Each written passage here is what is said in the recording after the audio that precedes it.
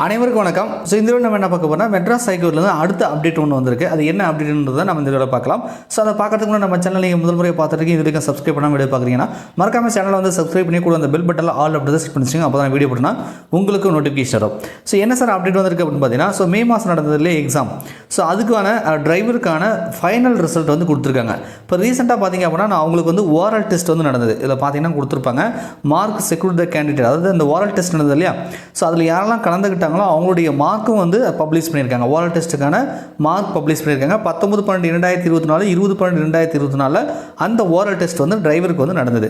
So இப்போ வந்து அந்த ஓரல் டெஸ்ட்டும் வந்து பாஸ் பண்ணி ஃபைனலாக யார் வந்து செலெக்ஷன் ஆகிருக்காங்களோ அதுக்கான செலெக்ஷன் லிஸ்ட்டு வந்து கொடுத்துருக்காங்க. ஸோ இந்த செலெக்ஷன் லிஸ்ட்டில் செலக்ட் ஆகிருந்தீங்கன்னா நீங்கள் எல்லா ப்ராசஸ் கிட்டத்தட்ட பார்த்தீங்கன்னா உங்களுக்கு ரிட்டன் எக்ஸாமினேஷன் அப்புறம் ப்ராக்டிக்கலி இப்போ oral test, so final interview வரைக்குமே நீங்கள் பாஸ் பண்ணி வந்துட்டீங்க. ஸோ கன்ஃபார்ம் உங்களுக்கு வந்து போஸ்டிங் அப்படின்னு நம்ம சொல்லலாம், ரைட்டுங்களா.